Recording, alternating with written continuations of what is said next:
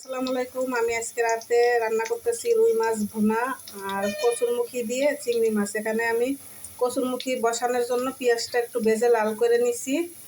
এবার আমি দিয়ে দেবো চিংড়ি মাছ।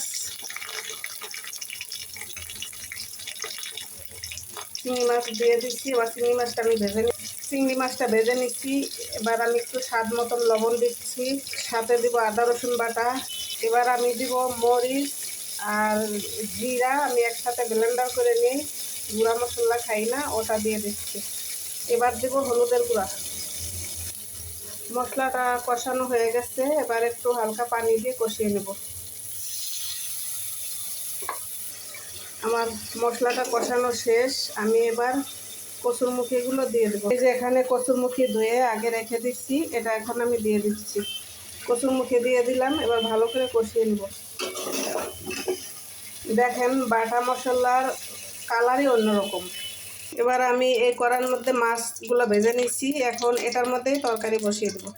এখানে আমি দিয়ে দিলাম তেল। এবার দিয়ে দেব কাটা পেঁয়াজ কুচি। পেঁয়াজগুলো একটু ভেজে লাল করে নিব, তারপরে মশলা দেবো। এবার আমার মাছ ভুনা করার জন্য পেঁয়াজটা ভাজা হয়ে গেছে। এবার আমি একে একে মশলা দিয়ে দেবো। এখানে দিলাম আদা রসুন বাটা, দিলাম মরিচ বাটা। এবার দেবো হলুদের গুঁড়া। একটু পানি দিয়ে দিচ্ছি। আমি লবণ দিতে ভুলে গেছিলাম, মাছ ভুনাতে লবণ দিয়ে দিলাম। আমার কচুরমুখীটা কষানো শেষ, এবার পানি দিয়ে দেব।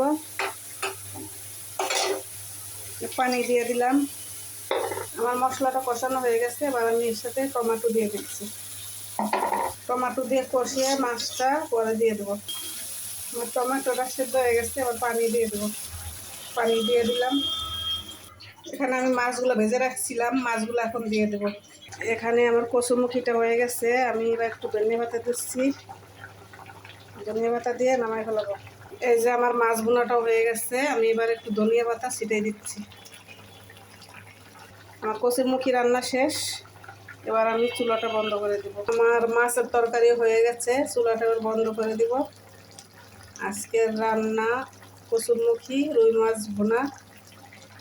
আমি চাকরি করি তো, এই জন্য রাতে রান্না করতে হয় আমার সব সময়।